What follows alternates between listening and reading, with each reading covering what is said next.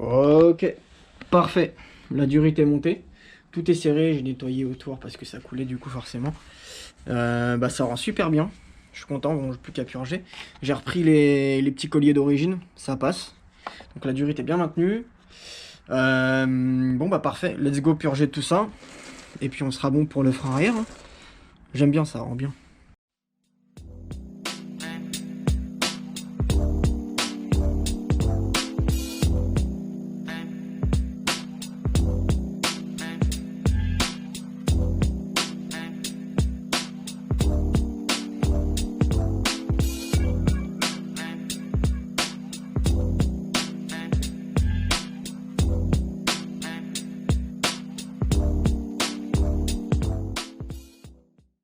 Bon bah c'est bon, c'est purgé, c'est tout beau, c'est nettoyé, ça fonctionne bien. Ok, donc frein arrière, on est bon. Checklist. Oui, le stylo, il est là. Hop. Checklist, frein arrière, ça dégage. Bon bah on est pas mal, hein. Je peux pas faire le frein avant parce qu'il me manque des entretoises. En fait, ça c'est le banjo qui se monte sur les maîtres cylindres. J'ai des rondelles en cuivre, mais elles sont trop épaisses et du coup les durites sont pas alignées avec le couloir. Donc il faut que j'en commande des moins épaisses pour le monter. Donc le frein avant, je ne peux pas le faire. Là, je vais tout simplement remonter le réservoir, les clignots, la coque arrière. Et puis après, on attendra pour les protections moteurs que je vais recevoir, les freins, enfin le frein avant, comme j'ai dit. Et puis ça sera pas mal, hein. Quelques stickers, mais bon, ça compte pas trop. Et puis, comme je l'ai dit aussi, l'obturateur de poignée arrière. Ça avance, c'est cool. Ok, donc on se retrouve. J'ai récupéré l'obturateur de poignée arrière. Donc on va le monter. Je suis allé chercher des embouts de guidon qui sont compatibles, ou en tout cas qui passent. Je vais devoir faire 2-3 petites modifs pour les mettre, mais ils passent. J'ai refait le niveau d'huile aussi, donc du bac de surplus qui se trouve ici, et puis le niveau tout simplement ici. Et en fait, suite au changement des clignotants, j'avais le fusible, je vais vous montrer. J'avais le fusible de clignotant qui a sauté. Hop, celui-ci. Voilà. Ce qui fait que quand je mets le tableau de bord, ça fonctionne plus non plus, ça s'éclaire plus en tout cas. Donc les clignots fonctionnent plus et le tableau de bord, voilà, il s'éclaire plus.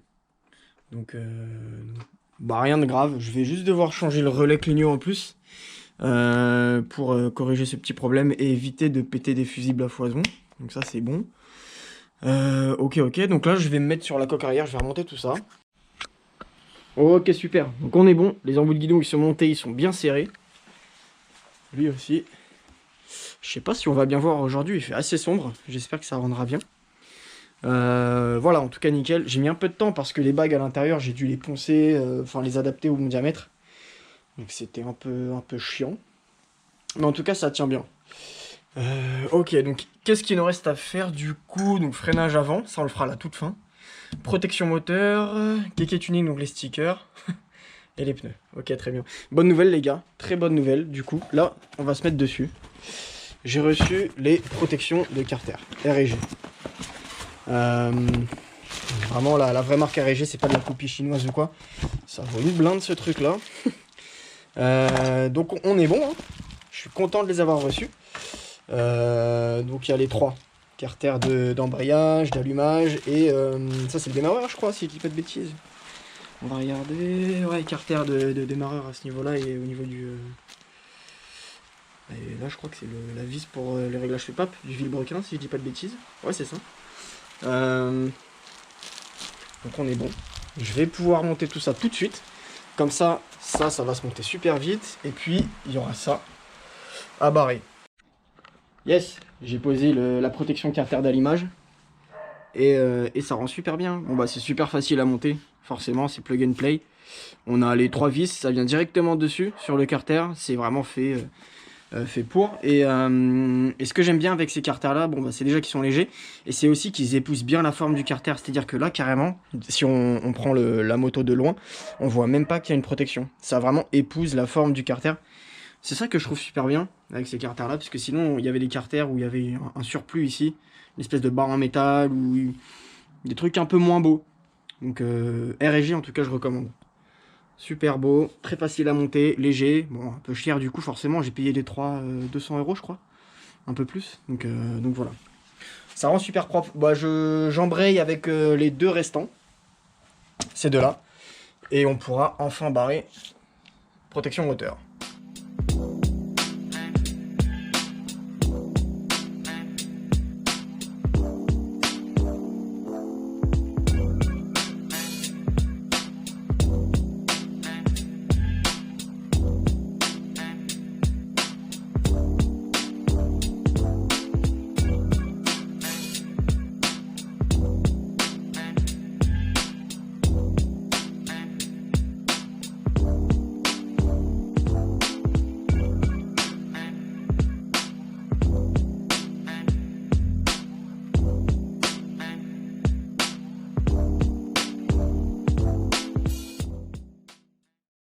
Donc là, ce que je vais faire tout de suite, je vais m'occuper de la bulle à l'avant parce que j'aime pas. Je trouve que ça fait super moche. Je suis pas fan du tout. Donc soit je vais la couper, soit je la supprime directement. J'ai vu que d'origine, le 2009, il n'y avait pas de bulle. Donc je me dis que si je l'enlève derrière, c'est censé rendre bien sans bulle. Donc je vais voir, je vais étudier tout ça. Alors du coup, j'ai enlevé la bulle et ce qui se passe en fait, c'est qu'il y a des petits... Oh là, je sais pas si vous entendez, il y en a un, il se fait plaisir là. Bref, oui, il y a des petites pattes ici pour fixer la bulle et en fait c'est vissé ici tout simplement. Donc super simple, je suis content. Je vais retirer ces pattes, j'enlève la mousse et puis ça sera beaucoup plus beau sans la bulle. Moi je préfère en tout cas. Regardez, sans la bulle ça rend quand même archi mieux. Hein. Ça c'est la street, c'est ce qu'on veut. Voilà, hop. C'est plus épuré, plus fin. J'aime bien, puis même la vue du poste de pilotage sans la bulle c'est mieux. Ça fait plus, ouais, un peu plus street, racing quoi. Non, donc ça je suis content. On va passer, je pense, maintenant au sticker. Hein. Bon, on se retrouve le lendemain. C'est un temps assez pluvieux. Dommage. Je sais pas si on va bien voir du coup. Alors, sur la moto, bah, j'ai posé les stickers. J'en ai mis un ici. J'ai mis des all-ins ici.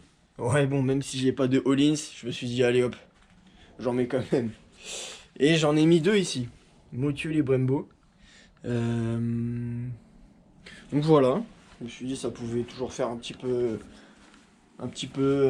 mieux, une touche un peu racing. Donc voilà, j'ai aussi changé le relais clignot. Donc aucun souci, les clés sont ici. Ça fonctionne bien, du coup les clignots clignotent à vitesse normale. Le tableau de bord s'affiche, donc tout est ok. Le relais clignot, pour ceux qui veulent savoir, sur un GSR 600, il se trouve juste derrière, là il y a un petit boîtier du coup, qui se trouve ici. Donc voilà, on est bon. On est bon. Ah oui, il manque aussi un protège réservoir que je vais venir mettre ici. Et puis on peut voir, je sais pas si on voit l'écran. Ouais, il y a un petit POC ici. Je sais pas comment ça s'est fait pour que ça aille à ce niveau-là. Le mec a dû cogner avec son blouson ou je sais pas trop. Il n'y a aucune rayure, juste un petit POC. Et vu qu'il y avait comment dire, au début, un protège réservoir de base, je l'avais pas vu quand je l'avais acheté. Bon, de toute façon, c'est pas très grave. Mais voilà, tout ça pour dire qu'il manque aussi un petit protège réservoir que je vais mettre ici, que j'ai pas encore reçu. Donc, checklist. Bah, on est bon pour les stickers Keke Tuning. Hop là, ça s'efface. Et ce qu'il nous reste à faire, le plus important, le freinage avant. Ok, donc, bah, pour le freinage, tout est ici. C'est bon, j'ai toutes les pièces. Donc, on a les banjos qui vont au niveau des étriers de frein avec les rondelles en cuivre. Les durites en montage racing, c'est-à-dire qu'il y aura une durite. Bah, chaque durite va partir du maître cylindre, logique. Et chaque durite sera au niveau de chaque étrier. Une durite par étrier. Tandis que là, par exemple, en montage classique, si vous voulez, il y a les deux durites qui partent du coup enfin, il n'y en a qu'une seule. Effectivement, il n'y en a qu'une seule sur celui d'origine qui part du maître cylindre, qui vient se fixer sur le premier étrier, et il y a la deuxième qui repart du premier pour aller vers le deuxième. Voilà. Et donc, moi j'ai pris un montage racing, c'est-à-dire deux durites comme je dis. une pour chaque étrier. Donc on est bon. On a le bocal de réservoir de... Enfin le réservoir de liquide, pardon, le mètre-cylindre. Et puis j'ai reçu le bon contacteur. Ça c'est super cool. C'était un petit peu une galère hein, parce que des fois les photos sur internet ne correspondent pas au vrai. Donc j'ai enfin reçu le bon, avec le bon espace pour que les durites passent et que les couloirs soient alignés avec ici les petites... les petits couloirs aussi. Voilà, donc ça c'était la mauvaise par exemple. Je vais vous montrer tout ça, on est parti. Ce que je vais faire dans l'immédiat, c'est que je vais démonter tout le système d'origine. Donc j'ai retiré tout l'ancien système de freinage. Donc mètre-cylindre, les durites. Donc voilà, j'en ai aussi profité, j'ai pas filmé parce que c'est pas intéressant, mais j'ai démonté les étriers, je les ai nettoyés. En nettoyant frein et soufflé. J'ai nettoyé aussi les plaquettes. Comme ça on est tout bon au niveau des étriers. Donc voilà, hein. Voilà. Là, je vais faire le montage à blanc. Donc du mètre-cylindre et des durites Avia. Normalement, je devrais pas avoir de soucis en termes de longueur de durite, d'inclinaison des banjos ou quoi, parce que c'est fait pour. Je vais voir en montage, mais je pense que ça devrait être assez simple. Ok, alors tout est monté. J'ai mis du temps en fait parce que déjà faut tout assembler et puis il faut tout bien positionner à ce niveau-là. C'est-à-dire que faut que le mètre-cylindre soit bien positionné, que les durites puissent passer sans toucher dans le câble d'accélérateur. Pareil, la petite gaine d'accélérateur, faut qu'elle passe entre tout ça. Et puis surtout, là où j'ai un peu galéré entre guillemets, c'est que là, ce tuyau, faut pas qu'il soit pincé. Faut pas qu'il soit pincé et donc j'ai dû adapter, tester un petit peu, façonner la petite patte ici pour bien la positionner. Et puis au début, normalement la patte elle est censée venir se fixer ici, sauf que ça passait pas avec la durite, ça la pinçait beaucoup trop, donc j'ai mis sur l'adaptateur de rétro ici. Voilà, enfin une perte de temps, pas forcément galère, mais je me suis un peu creusé la tête pour savoir comment positionner tout ça. Là en tout cas c'est bien, elle est pas pincée, c'est cool, on va pouvoir commencer la purge. Tout est bien aussi au niveau prise en main, ça c'était important. Donc tout est bien positionné comme je le veux. Et puis voilà les durites, hein. Elles passent bien comme il faut. De ce côté-là. Pareil de l'autre côté. Hop. Donc je suis en train de purger le système. C'est long parce que je dois tout amorcer. Donc voilà. L'huile, enfin le liquide est déjà arrivé au niveau de chaque étrier. Et ce que je fais pour la purge, c'est que je fais un coup un côté, un coup de l'autre. C'est un mécano qui m'a dit de faire comme ça. Bon, je sais pas si c'est la bonne méthode ou quoi. De toute façon, il n'y a peut-être pas de bonne méthode ou de mauvaise ou quoi. Mais en tout cas, je fais une fois ce côté-là, une fois ce côté-là, une fois ce côté. Voilà, je jongle entre les deux. Donc c'est tout bon. Il n'y a pas de fuite au niveau des banjos, donc j'ai bien serré. C'est cool. Et puis à la fin, faudra purger aussi le mètre-cylindre. Et apparemment, sur les Brembo, d'après ce que j'ai lu, c'est vraiment la purge du mètre-cylindre qui fait que le feeling est bon, enfin le levier devient dur, quoi, en tout cas. Bon, je suis en pleine purge, du coup. J'étais en train de purger les étriers. Puis je me suis dit, mais en vrai, en toute logique, ce qui paraît le plus logique, du coup, c'est de purger le mètre-cylindre en premier. Parce que si je le purge pas, l'air va rentrer constamment dans le circuit. Parce qu'on m'avait dit de le purger à la fin en fait. Et donc je pompais. Effectivement, il y avait de l'air qui sortait des durites. Mais ça devenait pas dur le levier. Et je me suis dit, mais en vrai, c'est beaucoup plus logique de le purger en premier. Celui-là, le mètre-cylindre, vu que le liquide part de là. Donc c'est ce que j'ai fait. Et pour le coup, le levier s'est durci instantanément. C'est super cool. Donc je vais continuer de le purger un peu. Histoire de ne pas faire rentrer d'air dans le circuit.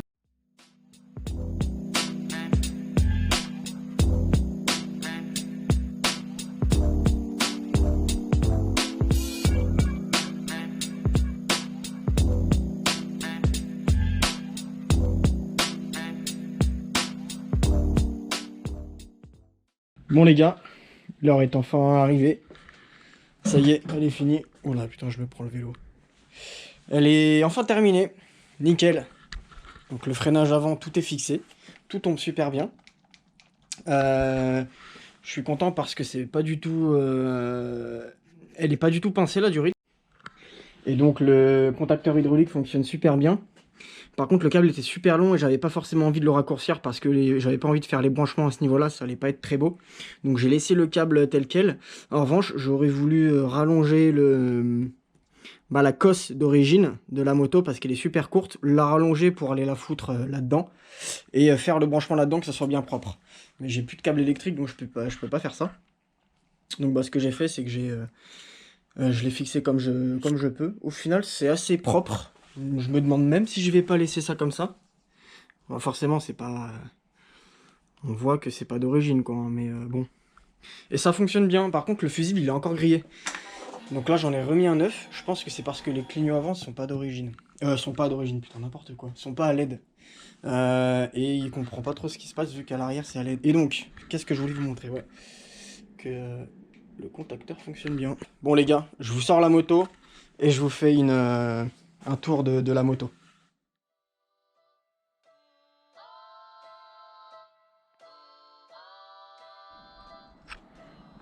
Dommage les gars, il n'y a pas de ciel bleu pour la fin de ce projet. Mais voilà la moto comment elle rend. Je suis super content, ça rend super bien.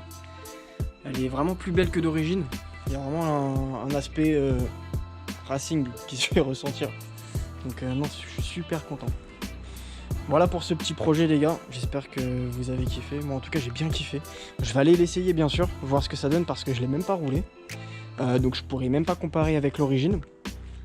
Mais on va essayer tout ça. Puis je pense que je ferai forcément une vidéo de l'essai avec mon ressenti aussi. Donc ça va être intéressant de voir tout ça. En tout cas, je suis super content. Super content du rendu. C'est vraiment ce que j'attendais. L'arrière, il est méchant aussi.